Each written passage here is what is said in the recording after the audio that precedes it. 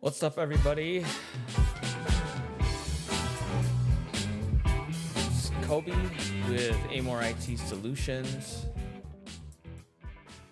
I just wanted to come on uh, and make a video about something that happened to me a few weeks ago, and it revolves around internet scams or phishing attempts, basically trying to scam someone either online or text messages, emails, whatnot. I'm sure you all have had some type of fictitious email or a text message that you've received that you thought was sketchy, or maybe you even did, get one of those things and clicked on the link and found out that it went to some other page, or maybe you even got your computer infected by it. So this is me making a video for you to watch out for these things if it has happened to you or if it has not, uh, to kind of caution you on some of the tricks that some of these people will try and play on you. So, a little bit about my experience. I'll share it on the screen here. So, I received a text message from someone on January 9th around 7:35 p.m. And the person asked, "Hello, I'm Lawrence William. I would like to know if you do camera installations."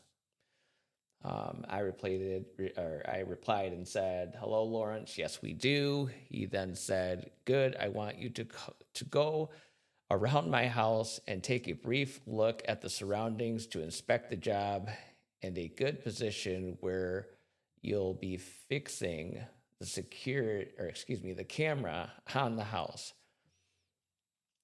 I then ask him for the address, and he says, "Okay, I can send you the address for inspection and estimate, but I want you to understand I just bought the property there in the city." Now, he doesn't say what city, which, is a little odd. Um, he says, "For my granny, and I will be until January before she move in, but I want the services done before she arrives. Let me know if this is something you can handle for me properly without me not being there." Now, obviously, you can tell that that's not the best English, and punctuation is not great. Really, it's non-existent. It's just kind of run-on sentences. So I'm already thinking that something's up, that, this is probably some scam, but I kind of continue on talking to him just to try and figure out, you know, how far this person's going to take it if it is a scam. So basically, I say to him, "I need some information from you, an address where you work or where the work is being done, your current address, your phone number, where you can be reached, and an email address." And this is stuff that we ask from anybody that's a client or potential client with Amore IT Solutions, so we can put them into like our billing system and being able to send out estimates and whatnot. He says, let's see. "Perfect. I want you to understand I'm currently in Delaware for medical purposes." So this is something that a lot of scammers use. They'll tell you that they're like not in the country or not in the state or where you're wanting this work to be done. And yeah, these are things that you want to look out for. So it says I bought let's see, it's the wrong line. Says he's in Delaware for medical purposes, and I want the job done before I come back late January. Let me know if this is what you can handle so I can forward you the house address for estimate. So I told him, I understand. I will need the listed information that I gave you a second ago before we can go forward. I need the address to give you a quote. He says, all right, I was looking to have the mini AI PTZ camera in 4K quality with doorbell video cam. And I just say, okay. He does finally give me the address. I'm gonna blur that out because it's local to where we are, and I don't want anybody seeing that address and going over there causing any types of issues. But he gives the address, and he asks when I could do a walk through the house. I ask him if he can give me a call so I could talk to him on the phone. It's really my way of, I mean, I would have done this anyways and asked for him to call me, but in this situation, because I'm feeling like this is a scam, I want to see if he'll call me, because most people that are going to do these types of scams, they're not going to call you. They're not going to, talk to you on the phone. They're not going to give you any of their real information. So when I asked him to call, let's see.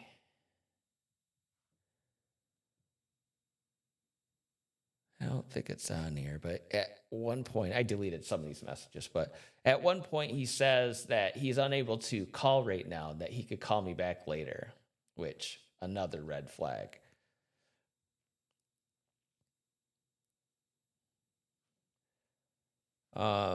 I go on to ask him if they're indoor, outdoor cameras, or both that he wants, and he says outdoor cameras. He says that the house doesn't have any internet at the moment. I asked him if there was anybody living in the house currently, and he just kind of stops talking to me. I then asked him again if he could give me a call. And then he kind of starts the conversation like almost over again. He's like, good afternoon. And I guess actually looking at the text messages, this looks like maybe it's the next day. So it kind of makes sense. So he says, good afternoon. He says, how's it going with you? It's almost like maybe he doesn't remember talking to me because he's probably scams like a lot of people. He does this to a lot of people. So he's probably trying to figure out who I am because it's the next day. And then he does say, have you walked through the house yet? So he kind of goes back to what he asked, the day before, but then I was asking him questions and he just wouldn't answer me. So he asked if I went through and walked through the house. I asked him again if he'd give me a call. He asks again if I've walked through the house. Then he stops responding. I ask him if he's still there. He asks again if I've walked through the house. Okay, so this is where he says that not get. I'll let you know when to give a call. I asked him how many cameras he wanted. He said, I want 4 cameras around the house.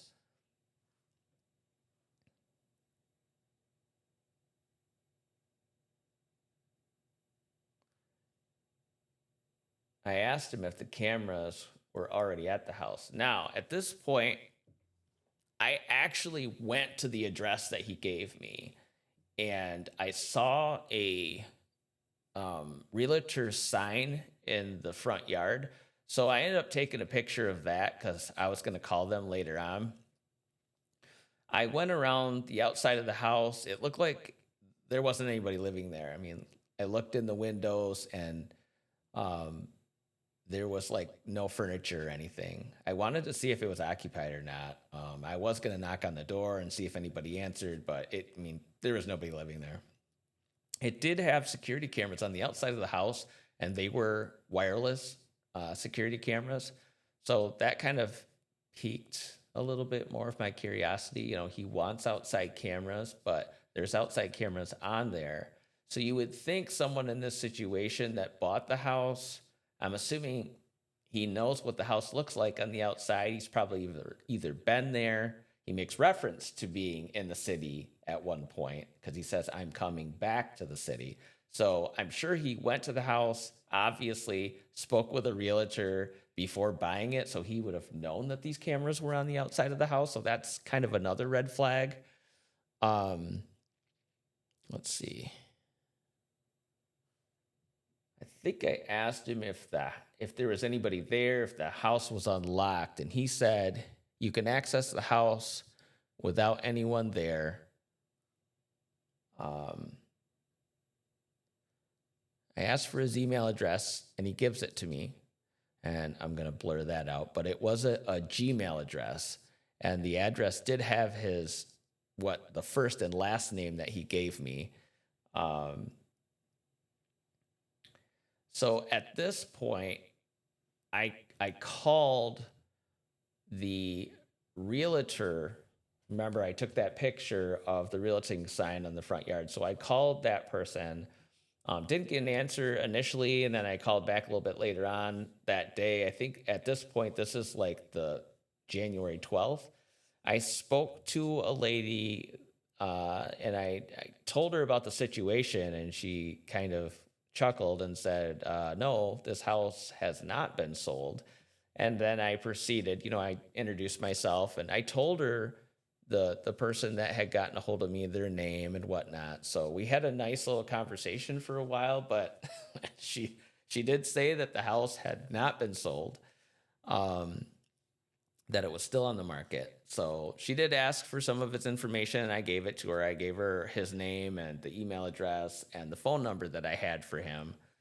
And she said that she was going to report this to local law enforcement and asked for my name. I gave her my name and phone number and email address, and she thanked me up and down, for calling her and letting her know that this happened. And so, anyways, I got off the phone with her, and then what I did is I text messaged him shortly after.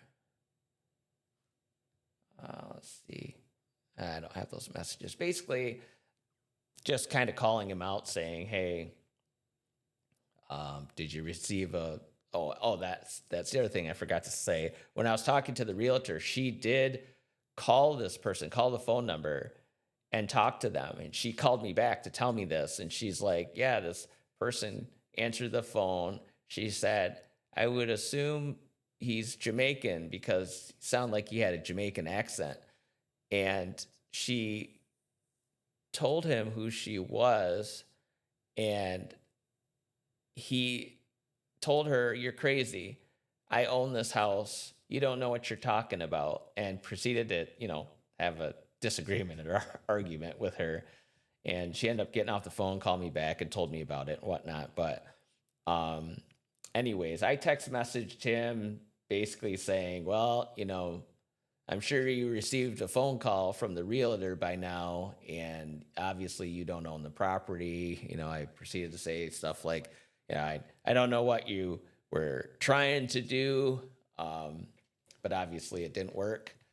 And he stopped responding. I could see that he was reading my messages, but he never replied back. So he knew the gig was up. But anyways, this is kind of like a, a really good lesson for people to really look out for this type of stuff. Because think about it. I kind of tried to wrap my head around this, like what he was trying to do. It's a little different way to scam, I guess, than I've seen in the past. Like, usually it's somebody trying to get money from you. But in this situation, I could have walked in the house because he told me that I could. There could have been somebody in the house. Somebody could have called the police on me. The police could have showed up. The realtor could have showed up. And then I would have looked really bad walking around in this house and, trying to then explain away why I was there after the fact, after all this, yeah, it wouldn't have been good. So, who knows what could have happened? Or say I get the equipment and I start installing the cameras and whatnot.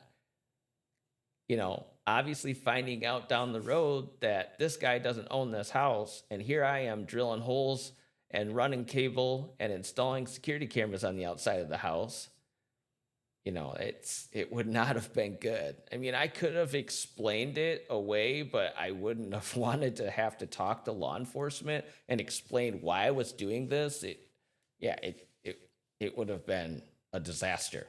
So luckily, the ex-police officer and me went and started kind of investigating it from the beginning, but I felt like it probably was some type of scam.